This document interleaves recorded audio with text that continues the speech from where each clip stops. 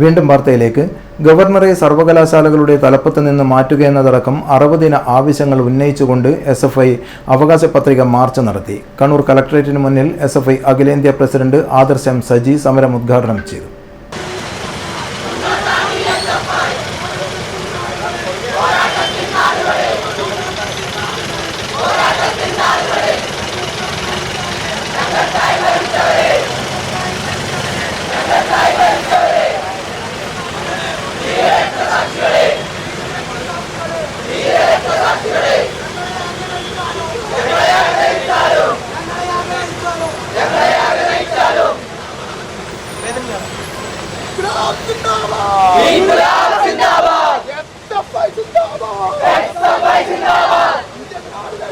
വിദ്യാഭ്യാസ സ്ഥാപനങ്ങളിലെല്ലാം വിദ്യാർത്ഥി സംഘടനാ സ്വാതന്ത്ര്യം ഉറപ്പാക്കുക, സർവകലാശാലകളിൽ സ്ഥിര VCയെ നിയമിക്കുക, വിദ്യാർത്ഥികൾക്ക് ഇൻഷുറൻസ് വെൽഫെയർ ഫണ്ട് നടപ്പാക്കുക, സെൽഫ് ഫിനാൻസിംഗ് കോളേജുകളിലെ അധ്യാപകരുടെ യോഗ്യത ഉറപ്പാക്കുക, ഫെലോഷിപ്പ് തുക വർദ്ധിപ്പിച്ച് ഏകീകരിക്കുക തുടങ്ങിയ ആവശ്യങ്ങൾ ഉന്നയിച്ചായിരുന്നു മാർച്ച് നടത്തിയത്. കളക്ടറേറ്റിന് മുന്നിൽ നടന്ന സമരത്തിന് സംസ്ഥാന കമ്മിറ്റി അംഗം നിവേദിക അധ്യക്ഷത വഹിച്ചു. ജില്ലാ സെക്രട്ടറി ശരത് രവീന്ദ്രൻ സ്വാഗതം പറഞ്ഞു. സംസ്ഥാന കമ്മിറ്റി അംഗങ്ങളായ അഞ്ജലി സന്തോഷ്, ജോയൽ തോമസ്, സ്വാതി പ്രദീപ് എന്നിവർ സംസാരിച്ചു.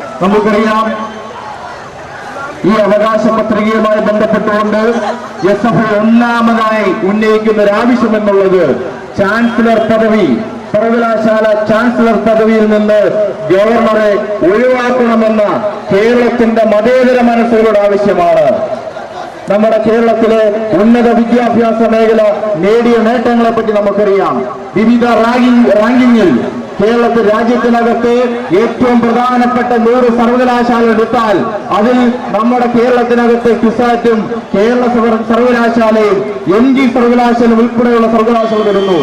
രാജ്യത്തിനകത്ത് ഏറ്റവും മികച്ച 100 കോളേജുകൾ എടുത്താൽ അവിടെ കേരളത്തിനകത്ത് വിവിധ കോളേജുകൾ ഏകദേശം 14ഓളം കോളേജുകൾ വരുന്നു. ഏറ്റവും മികച്ച സ്കൂളുകൾ എടുത്താൽ കേരളത്തിന് രാജ്യത്തിന് തന്നെ മാതൃകയായിട്ടുള്ള സ്കൂളുകളായി കേരളത്തിലെ സ്കൂളുകൾ മാറി. ഹൈടെക് സ്കൂളുകൾ, ഡിജിറ്റൽ സംവിധാനങ്ങൾ, മികച്ച ഇൻഫ്രാസ്ട്രക്ചർ സംവിധാനങ്ങളുള്ള സ്കൂളുകളായി കേരളത്തിലെ പൊതുവിദ്യാഭ്യാസ മേഖലയും ഉന്നത വിദ്യാഭ്യാസ മേഖലയും മാറുന്നു. ആ മുന്നേറ്റത്തെ തകർക്കുന്നതിന് വേണ്ടി RSS എന്ന സംവിധാനം ഗവർണറെ ഉപയോഗിച്ചുകൊണ്ട് വലിയ ഇടപെടൽ കേരളത്തിനകത്ത് നടപ്പിലാക്കിക്കൊണ്ടിരിക്കുകയാണ്. City News, Kannur.